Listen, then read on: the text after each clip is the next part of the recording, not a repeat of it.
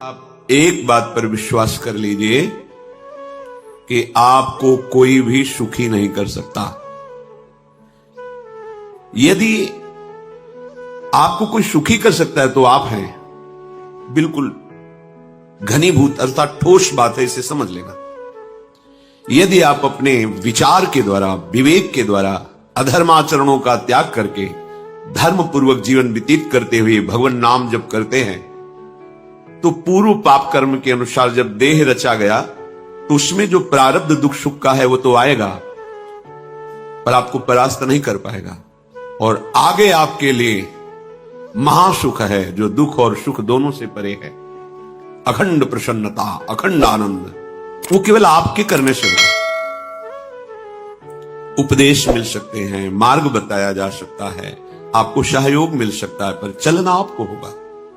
यदि आप नहीं चले तो ये कहीं भ्रम हो कि मैं कहीं जाऊं और मेरी दुख निवृत्ति हो जाए, तो इस भ्रम को छोड़ देना आप।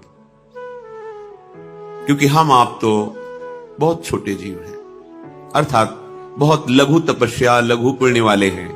हम उन महापुरुषों की बात करते हैं जिन्होंने आजीवन ऐसा तप संचय किया, फिर भी उनके शरीर में भारी से भारी दुख देखे गए।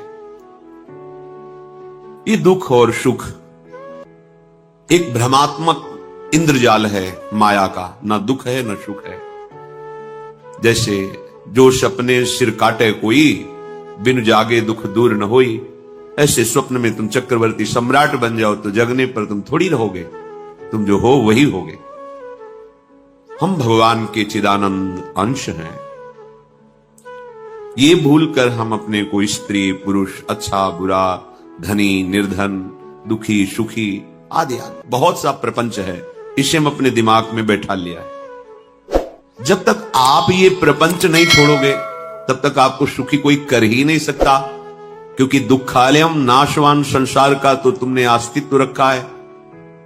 अगर ये किसी के दूर करने से होता तो स्वयं जगत गुरु परब्रह्म परमात्म तत्व भगवान श्री कृष्ण सामने हैं और अर्जुन को कह रहे हैं, मात्रा स्पर्शास्तु कौन्तेय शीतोष्ण सुख दुखदा आगमा पाइनो अनित्यास्तास्तितिक्षस्व भारत। हे भारत, हे अर्जुन, ये आने जाने वाले अनुकूलता प्रतिकूलता, गर्मी शीतलता, अर्थात काम क्रोध लोभ मोह मद मत्सर अपमान निंदा, ये सब ताप पहुंचाते हैं। अनुकूलता सम्मान यश कीर्ति धन वैभव, मानी हुई मान्यता, ये सब शीतलता पहुंचाते हैं। ये उष्णता और शीतलता, अनुकूलता और प्रतिकूलता आने जाने वाले हैं। भगवान ये नहीं कह रहे मैं मिटा दूंगा, कह रहे तास तितिक्षस्व भारत। हे अर्जुन, ये तुम्हें सहना होगा। यदि तुम इससे सह गए तो तुम्हारे हृदय में ऐसी स्थिति प्रकट हो जाएगी कि फिर ये स्पर्श भी नहीं कर पाएंगे। सहने से तुम्हारी भक्ति बढ़ेगी, तुम्हारा चिंतन बढ़ेगा, तुम्हारा स्मरण बढ़ेगा। सत्य वस्तु के लिए, सत्य तत्व के लिए तुम सुखी हो जाओगे। बिल्कुल खुली बात। आडंबर नाटक पाखंड इसकी जरूरत नहीं। प्राकृतिक भोगों में सुख बुद्धि, देहाभिमान, विद्यारूप महत्व कुल धन यौवन अभिमान, यही तुम्हारे दुख का मूल है और ये कोई दूसरा नहीं हटा सकता। ये तुम्हें अपने विवेक सत्संग से प्राप्त हुए विवेक के द्वारा, शास्त्र स्वाध्याय से प्राप्त हुए विवेक के द्वारा इसे तुम्हें त्यागना है। दुख तुम पकड़े हो तो छुड़ा कौन सकता है? छुड़ाना तो आपको ही पड़ेगा। अगर कोई वादा करता है कि मैं आपको दुख रहित कर दूंगा, मुझे आज तक समझ में नहीं आया। दुख रहित होने का जो उपाय है वो गुरुजन महापुरुष संत जन बताते हैं कि जब चारों ओर अंधेरा छा रहा हो, कोई अपना न दिखाई दे रहा हो, केवल दुख ही दुख, अशांति ही अशांति, उस समय आप देखिएगा कोई एक है जो आपको बहुत प्यार कर रहा है। वो हमारे प्रभु हैं। आप जिनकी तरफ पीठ किए हो और जहां दुख है उधर मुख किए हो, वापस घूमो, सन्मुख होइएगा।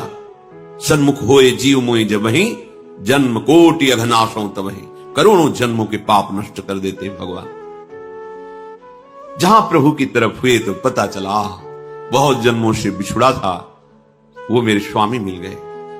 भारी से भारी संकट की निवृत्ति के लिए एकमात्र उपाय है भगवान श्री हरि का आश्रय, उनके नाम का जप। सत्य मान लीजिए, आडंबर से कुछ नहीं होना। चाहे जितने जंतुर बांध लो, चाहे जितना जो कुछ जादू टोना जो मन आवे सो कर लो। बारी मथे घृत होए बरु शिकताते बरु तेल, बिनु हरि भजन न भवतरी यह सिद्धांत अपेल।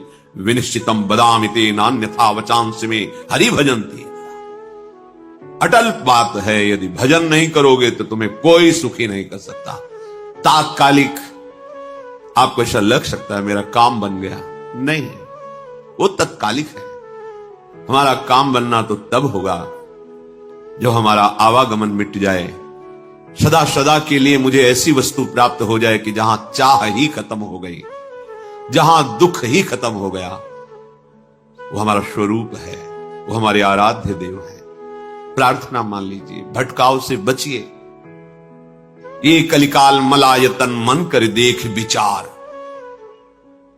श्री रघुनाथ नाम बिन नाहिन आन आधार। महापुरुषों ने स्पष्ट कहा, ये मलायतन मल का आगार है। मल माने कामना, नाना प्रकार की वासना, भ्रष्ट आचरण, छल कपट, दंभ पाखंड, बोलबाला इसका।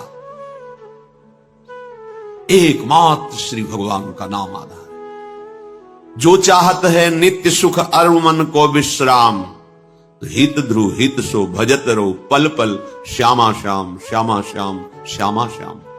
यदि सच्चिदानंद शाश्वत सुख चाहते हो, जहां से कभी हटना ना पड़े, केवल सुख ही सुख है, आनंद ही आनंद है, और मन का विश्राम चाहते हो कि भाग दौड़ मन की मिट जाए, तो बस प्रेम से बोलते रहो श्यामा श्याम श्यामा श्याम, राधे श्याम, राधा राधा राधा वल्लभ। ये बड़ी शोध करके महापुरुषों ने बात कही है। यदि आप भजन नहीं करते तो आप दिमाग में लिख लीजिए, चाहे अपनी नित्य डायरी में लिख लीजिए, जो आप दिनचर्या लिखते हैं। आपको कहीं भी कभी भी कोई भी सुखी नहीं कर सकता। गांठ बांध लीजिए, भटकने की जरूरत नहीं है। और यदि नाम जप करने लगे, धर्माचरण करने लगे, तो तुम आशीर्वाद देने वाले बन जाओगे। सातरति सातरति शा लोकांतारयति। ध्यान दीजिए, वो तर जाता है, वह तर जाता है, वो लोगों को तार देता है। जब पृथ्वी में भयंकर पापाचरण की वृद्धि हुई, असुरों के द्वारा प्रेरित होकर के जहां भी धर्माचरण, नाम कीर्तन, यज्ञ, हवन, होम, ऋषि मुनि विध्वंस कर दो, क्या हुआ? कोई दूसरा दिखाई दिया क्या? नहीं, किसी की सामर्थ्य नहीं थी। सब मिलकर के ब्रह्मा जी के पास गए, जो ईश्वर कोटि के महापुरुष, सबने ब्रह्मा जी से प्रार्थना की। ब्रह्मा जी ने कहा, हम भी जिनके सेवक हैं, वही प्रभु अब हमारे दुख का निवारण कर सकते हैं। सोचो, आप किसी और से दुख निवृत्त कराना चाहते हैं? जिसने सृष्टि बनाई है, भगवान ब्रह्मा जी भी कह रहे हैं, मैं जिनके सेवक हूं, वही प्रभु हमारे और आप सबके दुखों का निवारण करते हैं। तो आपको समझ में नहीं आ रहा कि एकमात्र भगवान श्री हरि ही हमारे दुख का निवारण कर सकते हैं। हमें कहीं भागने दौड़ने की जरूरत नहीं है। साधु समागम इसलिए किया जाता है कि हृदय पवित्र हो जाए। पवित्र हृदय की पहचान बुद्धि में विवेक का प्रादुर्भाव हो जाए, और विवेक से मोह का नाश करके हम निरंतर प्रभु के प्रेम में डूबे, भजन में डूबे। सबने एक साथ मिलकर के विचार किया कि महासुख सिंधु प्रभु से विनय करनी तो कहां जाया जाए? वैकुंठ चले, किसी ने कहा क्षीर सागर चले। अपनी अपनी भावना व्यक्त कर रहे थे। तेहि समाज गिरजा में रहेऊ, अवसर पाई वचन एक कहेऊ, हरि व्यापक सर्वत्र समाना, प्रेम ते प्रगट होई मैं जाना। हे गिरिजा, परम वैष्णवाचार्य भगवान महादेव जी कहते हैं, उस देव समुदाय में हम भी थे। हमने कहा कि हमारे तो हृदय में बात ऐसी आती है कि कहीं भागने की जरूरत नहीं है। हरि व्यापक सर्वत्र समाना, जैसे वो वैकुंठ में विराजमान है, क्षीर समुद्र में विराजमान है, ऐसे कण कण में विराजमान है। बस तुम प्रेम से पुकारो, जहां पुकारोगे वहीं प्रभु प्रकट हो जाएंगे। नाम बाणी जहां, श्याम श्यामा तहां। नाम बाणी निकट, श्याम श्यामा प्रगट। सिद्ध सिद्धांत है, भटकने की जरूरत नहीं। जहां हो वहीं से प्रिया प्रीतम का नाम पुकारो, नाम कीर्तन करो, उनकी लीलाओं का गायन करो, सबको सुख देने की भावना करो। देखो तुम्हारी दृष्टि बदलती चली जाएगी, भगवत साक्षात्कार करने की योग्यता आने लगेगी। ऐसा ही हुआ। सबने मिलकर के श्री भगवान को विनय पूर्वक आर्त भाव से पुकारा। आकाशवाणी हुई, निर्भय हो जाओ, निश्चिंत हो जाओ, मैं स्वयं अपने अंशों के सहित अवतार लेकर इस भूमि का भार हरण करूंगा। तुम सब बड़े बड़े जो देवता हो, जाओ हमारी लीला में सुख लेने के लिए सब ऋक्ष वानर आदि का रूप धारण करो। ब्रह्मा जी, महादेव जी, बड़े बड़े ईश्वर कोटि के लोकपाल बहुत प्रसन्न हुए, क्योंकि भगवत वाणी सत्य है, त्रिकाल सत्य है। सबको विश्वास हो गया कि अब मारा तो जाएगा ये महासुर, जिसको लगता था कोई ना मंत्र के द्वारा मार सकता है, ना अस्त्र के द्वारा मार सकता है। स्वयं श्री भगवान पधार रहे। भगवान ने जो निरंतर भजन प्राण रहते हैं, कश्यप जी, अदिति जी, वो भगवान के वात्सल्य में भरे थे। प्रभु जब प्रकट हुए तो उनसे कहा, मुझे आप जैसा पुत्र चाहिए। प्रभु ने कहा कि मेरे जैसा तो मैं ही हूं, अद्वितीय हूं, दूसरा कोई है नहीं, मैं ही अवतरित होऊंगा। भजन में देखो कितनी सामर्थ्य है। जगत पिता को पुत्र रूप में प्राप्त कर रहे हैं। वही चक्रवर्ती सम्राट अवधपुरी के नरेश महाराज दशरथ जी के रूप में, जिनकी महामहिम अद्भुत सौभाग्य प्राप्त करने वाली तीन ये रानियां, श्री कौशल्या जी, श्री कैकेयी जी, श्री सुमित्रा जी। भगवान वशिष्ठ जी इनके गुरुदेव हैं। प्रायः बड़े बड़े महान जो राज्य पालक रहे, उनके ऊपर, राजा के ऊपर महाराजा विराजमान रहे। ऊपर से स्वर्गलोक आदि लोकों से भी यह शिक्षा मिली है।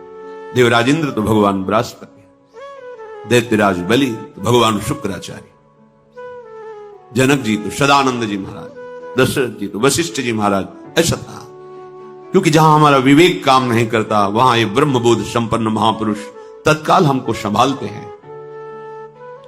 महाराज दशरथ जी के हृदय में प्रबल लालसा हुई कि अब अवस्था व्यतीत होती जा रही है, पर जो गृहस्थ धर्म का परम लाभ है वो तो हुआ ही नहीं। वशिष्ठ जी के चरणों में प्रणाम करके कहा, भगवान एक ही बात की असंतुष्टता है, हमारे कोई पुत्र नहीं। वशिष्ठ जी ध्यानस्थ हुए, ध्यान में देखा और उनका, तुम्हारा जैसा सौभाग्य अन्य का किसी का नहीं हो सकता। तुम्हारे यहां स्वयं सच्चिदानंद भगवान श्री हरि अपने अंशों के साथ अवतरित हो रहे। श्रृंगी ऋषि को बुलाया गया, पुत्रष्टि यज्ञ करी, उसमें साक्षात भगवान अग्निदेव प्रकट होकर के खीर दिया और कहा अपनी रानियों को पवा दीजिए। वशिष्ठ जी की आज्ञा के अनुसार उस खीर को दो भाग में किया। प्रथम भाग श्री कौशल्या जी को दिया, जो दूसरा भाग था उसके दो भाग किए, उसका एक भाग कैकेयी जी को भी किया। अब जो एक भाग बचा उसके दो भाग किए और वशिष्ठ जी की आज्ञा के अनुसार एक माता कौशल्या जी को, एक कैकेयी जी को दिया। उन्होंने अपने हाथ से सुमित्रा जी को दिया। तो सुमित्रा जी के गर्भ से लक्ष्मण और शत्रुघ्न, कौशल्या जी ने जो भाग दिया उससे लक्ष्मण जी प्रकट हुए, जो रामचरण अनुरागी, अद्भुत अद्भुत हरि प्रेमी। शत्रुघ्न जी भरत चरणों का आश्रय लिए हुए राम जी का सेवन करते। बड़ा रहस्य है, कितनी मर्यादा है गुरु की आज्ञा से। जहां जैसा विधान होना चाहिए वैसा, तो उस बड़ा मंगल शुरू। ये महामहिम जगत पावन करने वाली माताएं मानो अपने गर्भ में अखिल ब्रह्मांडों के स्वामी को धारण किए हुए हैं, जिनके गर्भ में अनंत ब्रह्मांड वास करते हैं, उन प्रभु को अपने गर्भ में धारण करने का अनुभव कर रहे हैं। महाराज दशरथ बहुत प्रसन्न है। ये जीवन का परम लाभ है। प्रभु हमारे कोई भी हो, माता पिता भाई बंधु सखा पति प्रीतम पुत्र, कुछ भी, ये तो ऐसे करुणा में कोई भाव रख लो और गाढ़ भाव कर लो तो आपको अनुभव कराने लगेंगे। जिस भाव से आप देखोगे कैसा सुख महाराज दशरथ जी को हो रहा होगा, जिनको गुरुदेव से पता है कि स्वयं भगवान पधार रहे। प्रतिपल इनके दर्शन करके कौशल्या जी, कैकेयी जी, सुमित्रा जी के प्रेम पुलकित रहते हैं। दशरथ जी अहो भाग्य, साक्षात भगवान पधार रहे। समय व्यतीत हुआ, जोग लगन गृह बार तिथि सकल भये अनुकूल, चर अरु अचर हर्ष जुत राम जन्म सुख मूल। ठीक योग लगन ग्रह वार तिथि सब अनुकूल हो गई। कब? जिसके हृदय में प्रभु का प्रकाश हो जाता है, जो प्रभु के भजन में रहता है, तो योग लगन ग्रह वार तिथि नक्षत्र सब अनुकूल हो जाते हैं।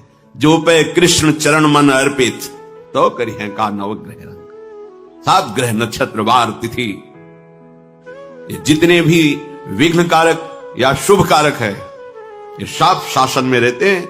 जिसके हृदय में भगवान नाम चल, जिते विनायक शुभ अशुभ ये विघ्न करे नहीं कोई, क्योंकि भगवान का नाम चल रहा है, हृदय में भगवान प्रकाशित हो गए हैं, परमानंद अनुभव होता है। ऐसे भगवान जगत में प्रकट हो रहे हैं। ये तो कभी कभी अवतार होता है, पर ये अवतार होता ही रहता है। भगत के हृदय रूपी महल में अवतार होता रहता है। जो निरंतर भगवत चिंतन परायण अपने अहम को भगवान के चरणों में समर्पित किया तो भय प्रकट कृपाला, यही हृदय में प्रकाशित हो जाते हैं। हृदय में ही दिव्य वृंदावन प्रिया प्रीतम दिव्य लीला। चैत्र का महीना, नवमी तिथि, शुक्ल पक्ष, अभिजीत मुहूर्त, ठीक दोपहर का समय 12 बजे।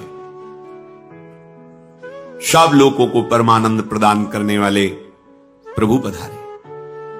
शीतल मंद सुगंधित वायु बह रही है, देवताओं की दुंदुभियां बज रही, पुष्पों की वर्षा हो रही। बड़े बड़े ऋषि मुनि नृत्य कर उठे, जैसे साधना को फल मिलता है हृदय आनंद में। आज समस्त साधनाओं के फल स्वयं मंगल मूर्ति प्रभु पधार रहे। सब महात्माओं का, संतों का हृदय अलौकिक आनंद से भरा हुआ है। पृथ्वी जितनी दिव्यता है सब प्रकाशित कर दी। रस भरे फल, औषधियां, दिव्य मणियां, रत्न जो छुपाए हुए अपने गर्भ में थी, प्रभु आ रहे, सब प्रकाशित कर दी। जलधाराएं जो सूखी हुई थी वो भी। जब ब्रह्मा जी ने देखा कि जो भगवान ने आकाशवाणी में कहा था वो सब सत्य हो रहा है, आकाश में ब्रह्मा जी समस्त देवतागण विराजमान होकर के अंजलियों में दिव्य पुष्प लेकर के वर्षा कर रहे हैं। सुंदर सुंदर अलग अलग वाद्य बज रहे हैं। ऋषि मुनि देवता सब स्तुति कर रहे हैं। प्रणाम मुद्रा में सब खड़े हैं, क्योंकि समस्त लोकों का पालन करने वाले भगवान श्री हरि महाराज चक्रवर्ती सम्राट दशरथ जी के भवन में प्रकट हो रहे हैं। तो आकाश में सब ईश्वर कोटि के महापुरुष पुष्पांजलि अर्पित कर रहे हैं। उसी समय भगवान का प्रादुर्भाव होता है। भगवान कभी गर्भ से नहीं प्रकट होते, लीला होती है, ऐसा अनुभव होता है गर्भ है। और पहले भगवान भगवान के रूप में प्रकट होते ना, फिर वो बालक बन जाते हैं। कभी ऐसा कहीं नहीं मिला, अनुभव होता है ऐसा। समय से गर्भ रहा, समय से गर्भ बढ़ा, ऐसा अनुभव होता है। पर भगवान प्रकट होते हैं, इसीलिए भय प्रगट कृपाला दीन दयाला कौशल्या हितकारी हर्षित महतारी मुनि मनहारी अद्भुत रूप विचारी लोचन अभिरामा तनु घन श्यामा निज आयुध भुज चारी भूषण बनमाला नयन विशाला शोभा सिंधु खरारी कह दुई कर जोरी, अस्तुति तोरी केहि विधि करो अनंता, माया गुण ज्ञाना तीत अमाना, वेद पुराण भनंता, करुणा सुख सागर सब गुण आगर, जेहि गावहि श्रुति संता, सो मम हित लागी जन अनुरागी, भयउ प्रगट श्रीकंता, ब्रह्मांड निकाया निर्मित माया, रोम रोम प्रतिवेद कहे, मम उर्षो बाशी यह उपहासी, सुनत धीर मति थिर न रहे, उपजा जब ज्ञाना प्रभु मुस्काना, चरित बहुत विधि कीनी चहे, कही कथा सुहाई मातु बुझाई, जेहि प्रकार सुत प्रेम लहे। दीनों पर दया करने वाले, बात समझे। बहुत तपस्या है, बहुत गुण है, बहुत बड़े साधक हो, बहुत बात अभी नहीं बनी। दीनों पर दया करो। अगर हमारा भजन साधन बन रहा है, हमें भगवत चर्चा कथन श्रवण का सौभाग्य, धाम नाम रूप लीला, ये मेरे प्रभु की हेतु की कृपा है। आप एक बार भी राधा नहीं बोल सकते, कृष्ण नहीं बोल सकते, एक मिनट भी आप नहीं आ सकते, ये केवल मेरी लाडली की कृपा है। हृदय में किंचन मात्र गर्व नहीं, अभिमान नहीं। वो हमारे भगवान को बहुत प्यारा होता है, प्रियालाल को बहुत लाडला। हमें प्रभु के अगर चरणारविंद के अनुराग में डूबना है तो विवेक से देखो है क्या पास हमारे। अगर कुछ भी दिया हुआ है भौतिक आध्यात्मिक, वो सब मेरे प्रभु का दिया हुआ है, तो गर्व किस बात का, अहंकार किस बात, तो दैन्यता आ जाएगी। अज्ञान से ये अहंकार बढ़ता है, ज्ञान से इसका समन हो जाता है। चाहे भौतिक हो चाहे आध्यात्मिक हो, मेरे को सब कुछ मेरे प्रभु ने तो दिया। ध्यान देकर देखो तुम्हारी उपज क्या है, तुम भी तो उन्हीं के अंश हो। न तुमने शरीर बनाया, न संसार बनाया, तो फिर अध्यात्म तो भौतिक अध्यात्म सब कुछ मेरे प्रभु का दिया हुआ है, सब कुछ प्रभु में है, तो फिर अहंकार किस बात का, दैन्य हो जाओ। यंत्र कहे कि मैं दक्षिण की तरफ चलूंगा और यंत्री तुम्हें उत्तर की तरफ चलावे तो एक कदम चल नहीं सकता यंत्र, ठीक ऐसे ही तुम हो। पर यह ज्ञान ना होने के कारण अहम वृत्ति को स्वीकार करके मनमानी आचरणों में उतर गए। अब तुम्हारा यंत्री माया हुई, यंत्रारूढ़ानि मम माया, और यदि भगवद आज्ञा का पालन करते हुए भजन परायण, तो आप भगवान के हाथ के यंत्र बन जाओगे, महासुख में निमग्न हो जाओगे। जो दीनों पर सदैव दुलार करते हैं, माता कौशल्या जी को परम सुख देने वाले प्रभु प्रकट हुए। मुनियों के मन का हरण करने वाले प्रभु को सामने देख करके कौशल्या जी आनंद मगन हो गई। प्रभु कहां? सामने। आनंद क्यों मगन? नेत्रों से अश्रुधारा चल रही कौशल्या जी की। सामने देखा श्याम सुंदर विराजमान है, लोचन अभिरामा तनु घन श्यामा। ऐसी अद्भुत श्यामता त्रिभुवन में नहीं, ब्रह्मा जी की बनाई हुई नहीं कोई ऐसी श्यामता जिससे उदाहरण दिया जाए कि प्रभु के श्रीअंग की श्यामता कैसी है। वो बस संकेत के लिए चंद्र शाखा न्याय के अनुसार भले कह दे, नहीं प्राकृतिक ऐसी रचना ही नहीं है जो हमारे प्रभु की इंद्रनीलमणि श्याम मनोहर, वो है ही नहीं। वो सामने देख रहे कौशल्या जी। ये भजन का प्रभाव है। अरविंदाक्ष कमल नयन, देखते ही चित्त चुरा जाए, ऐसे नेत्र हैं प्रभु के। अजान बाहु लंबी भुजाएं। और जब प्रभु जहां प्रकट होते हैं, चाहे वो कंस कारागार हो या अवधपति का महल हो, पहले वैभव से प्रकट होते। ईश्वर समस्त आयुध समस्त वैभव, दिव्याभूषण बनमाला चार भुजाएं, शोभा के समुद्र, आसुरी वृत्तियों का, भावों का, व्यक्तियों का नाश करने के लिए प्रभु प्रकट हुए। इसीलिए प्रभु से भी बढ़कर प्रभु का नाम है। वो व्यक्ति का नाश नहीं करता, वो वृत्ति का नाश करके भगवत दासत्व प्रदान कर देता है। बहुत अपार महिमा भगवान नाम की है, प्रभु के नाम की है। प्रभु प्रकट होते हैं तो दुष्टों का विनाश करते हैं, लेकिन प्रभु का नाम जिसके हृदय में प्रकट होता है, दुष्टता का नाश करके उसे जगत पावन करने वाला बना देता है। तीर्थी कुर्वन्ति तीर्थानि, वो जहां चरण रख दे उसे निष्पाप कर देता है। भूमि को, वायु को निष्पाप कर देता है, जिसकी जिह्वा पे नाम चलता है। मैया ने देखा कौशल्या जी ने जगत के स्वामी सामने विराजमान, दोनों हाथ जुड़ गए। हे अनंत, मैं कैसे आपकी स्तुति करूं? वेद पुराणे सब स्तुति करते हुए हार गए। नेति नेति कहकर आपका पार नहीं पाए। माया से, गुणों से, ज्ञान से भी आप परे हैं, असीम हैं, अनंत हैं। श्रुतियां, संतजन सदैव आपका यश गान करते रहते हैं। हे दया के समुद्र, हे सब सुखों के धाम, गुणों के धाम, भक्तजन सदैव आपका गान करते रहते हैं।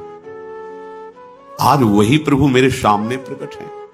हे श्रीपति, आप मुझे सुख प्रदान करने के लिए मेरे नेत्र गोचर हुए। अरे जिनके रोम रोम में अनेकों ब्रह्मांड वास करते हैं, एक रोमकूप में अनेकों ब्रह्मांड वास, वो प्रभु मेरे पुत्र कहलाए, ये तो हंसी की ही बात है। मेरी बुद्धि विचलित हो रही। कहां आप असीम महिमा अनंत विराट, आप मेरे पुत्र। जब ऐसा वर्णन कर रहे तो प्रभु मुस्कुराए। बहुत प्रकार से मैं आपको सुख देना चाहता हूं, इसलिए पहले मैं इस रूप में आया हूं कि आपने जो भजन करके मांगा था कि मेरे जैसा पुत्र हो, तो देखो मैं ही स्वयं, मेरे जैसा और कोई है ही नहीं, मैं ही स्वयं आया हूं। तुम्हें याद है? याद, स्मृति आई। हाँ, फिर प्रभु अभी स्वरूप में नहीं। माता पुनि बोली सोमति डोली, तजहु तात ये रूपा, की जैसी सुलीला अति प्रियशीला, यह सुख परम अनूपा। हाँ हाँ प्रभु याद आ गया। ओहो, अहो भाग्य, अहो भाग्य। तो फिर प्रभु ये रूप छोड़ो और जो सुख देने के लिए आप पधारे हो वो रूप धारण करो। प्रभु, जब आप हमारे पुत्र बनने के लिए आए हो तो फिर शिष्य रूप धारण करो। जो ही माता कौशल्या जी ने ऐसे वचन उच्चारे तो सुनी बचन सुजाना, रोदन ठाना, होई बालक सुर भूपा, यह चरित जिगावहि, हरि पद पावहि, तेन परहि भवकूपा। इतना सुनते ही सुजान भगवान श्री हरि नवजात शिशु होकर के रोने लगे। जो इस पावन चरित्र का गान या श्रवण करता है वो कभी दोबारा इस संसार में जन्म नहीं लेता है। भगवान के कैसे महामहिम चरित्र। देखो अभी भगवान प्रकट हो रहे हैं और उसका फल बता रहे कि जो भगवान की इस पावन लीला का गायन या श्रवण करेगा, दूसरे साधन बने न बने, निश्चित वो भगवत प्राप्त हो जाएगा। इसका फल ही है ये चरित जिगावहि, हरिपद पावहि, तेन परहि भवकूपा। ब्रह्म ऋषियों के लिए, गौ देवता, संत भक्तों के लिए स्वयं भगवान लीला सुख प्रदान करने के लिए अवतरित हुए हैं। सतोगुण, रजोगुण, तमोगुण से अतीत भगवान का चिदानंदमय देह है, मनुष्य रूप में ही प्रकट हो रहे हैं। पर ये मायाकृत नहीं, ब्रह्मा की सृष्टि का नहीं है। चिदानंद सच्चिदानंद रूपाय, ऐसे ही चिदानंदमय देह तुम्हारी विगत विकार जान अधिकारी। निज इच्छा निर्मित तनु है, कर्म बंधन से नहीं, प्रकृति के अधीन नहीं, प्रकृति को अधीन करके स्वयं की इच्छा से आत्मस्वरूप सच्चिदानंद भगवान का विग्रह है। अब शिशु का रोदन सुन करके जैसे समुद्र में ज्वार भाटा जाता है, ऐसे महाराज दशरथ जी के भवन में सुख सिंधु की बाढ़ आ गई। महारानी कौशल्या जी ने शिशु का जन्म दिया। ऐसा जन्म हुआ है जन्म मरण मिटाने वाला। आप सोचते होंगे कि ये प्रिया प्रीतम के अनुरागी, हम आपको सच्ची कहते हैं, हम इनकी बात कर रहे हैं ना तो दिमाग में रील कुछ और ही चलती है। हमें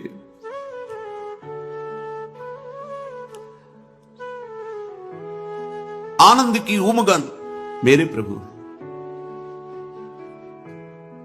कल जब इस प्रसंग का गायन करना है तो थोड़ा चिंतन कर रहे थे, तो जब जनकपुर की सीमा में भगवान विश्वामित्र जी के साथ पधारते आगे प्रसंग आएगा, और जानकी जी जब पुष्प वाटिका में प्रभु की जब दृष्टि पड़ती है और दोनों दृष्टि मिलती है, तो उस समय दिखाई दे रहा था इतना भी अंतर नहीं था, इतना भी अंतर नहीं था। तो बता रहे प्रिया प्रीतम, इतना भी अंतर है। उनके जब नेत्रों में केवल देख रहे थे तो वही नेत्र थे, रूप और स्थान अलग था, लेकिन नेत्रों में वही था जो देखते, जो यहां देखते वही वहां दिखाई दे रहा था। दोनों नेत्रों में पहचान हो जाती, जैसे अपना पति है ना, और वो किसी सुंदर नाटक में वो किसी दूसरे का पति बन करके स्वांग कर रहा हो तो उसको जलन थोड़ी होती है, उसको लगता है मेरा प्रीतम कितना अभिनय में प्रवीण है, ओहो मेरा प्रीतम, मेरा प्रीतम। वो आनंदित होती है उससे देख के, मेरा प्रीतम अभिनय में कितना प्रवीण है। उपासक अपनी ही धारा में रहे।